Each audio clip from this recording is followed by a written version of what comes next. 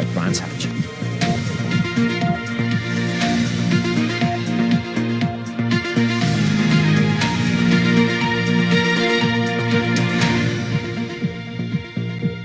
Good evening. This programme can exclusively reveal that a former bankrupt with a history of involvement in failed ambulance companies was also involved in a Sussex ambulance firm which went bust, putting patients at risk and leaving debts of almost £500,000.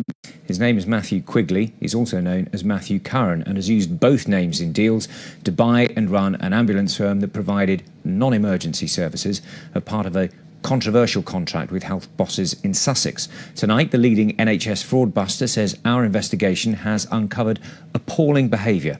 Our health correspondent Mark Norman has the details. I'd like to ask you a couple of questions about VM Langford's, if I may. It was you who bought the company, isn't that correct? I don't know what you're talking about, sir.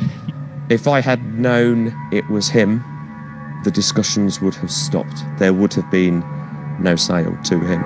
This man Quigley, I want the police to really investigate this and find out what's going on. The patient transport service carries non-emergency patients to and from hospital appointments. It's big business. In Sussex, the contract is worth £90 million over the next 6 years. In April, a private company, Co-Performer, won that contract, but the service ran into problems, not least when one of the private firms subcontracted to do the work went bust.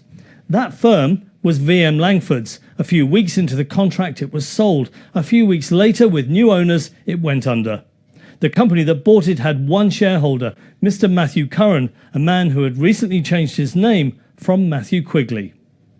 We were bought out by a company called Arcadian Holdings, which was purportedly run by a Matthew Curran. It was only after the paperwork had been signed that we started to get inklings that Matthew Quigley was actually the person who purported to be Matthew Curran. Matthew Quigley was declared bankrupt in 2007. He has a history of involvement in failed ambulance companies. 2 years ago, he was exposed by the BBC after one of those companies went under, owing £500,000. This programme has seen documents that show Quigley used both his real name, Quigley, and his other name, Curran, while the company was going under, writing emails, booking hire cars, receiving online payments and dealing with staff. Time to ask Mr. Quigley, or Mr. Curran, some questions. Quigley, Matthew Quigley. Mark Norman, BBC Television. I'd like to ask you a couple of questions about VM Langford's, if I may. It was you who bought the company, isn't that correct?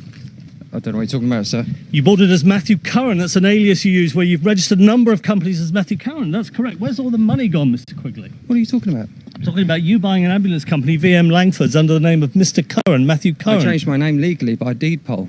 So you've registered a number, so you bought it as Matthew Curran, so it was your company? No, it wasn't. So you're Matthew Curran or you're Matthew Quigley? I'm Matthew Curran now. You're Matthew Curran. So we've established that Mr. Quigley and Mr. Curran are the same person. Calvin Hanks, who'd been asked to stay on as a director, says the new owners were spending money they didn't have. There's invoices going through for vast expenditure for new websites, for IT systems, for iPhones. These aren't on the business plan, these aren't part of the system, these aren't part of the plan for the contract to be viable. These are all being put through. So I start to ask questions. I met with nothing. But Mr. Quigley was already involved in a new company with a very similar name, this time VML Ambulance.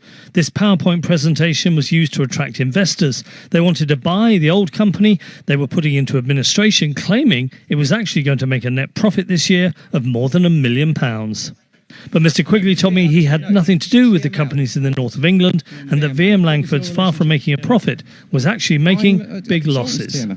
So you had nothing to do with the running of the company or going into liquidation? You're quite sure about that? When we took over VM Langford's, the business, when we took it over, was unsustainable. The company, for the 3.5 weeks that we took it from Hanks, was running at a £25,000 loss every week. Remember, the patient transport service is funded with tens of millions of pounds of NHS money. Well, your investigation has uncovered some appalling behaviour which has deprived the NHS of some of the resources it needs to provide quality care.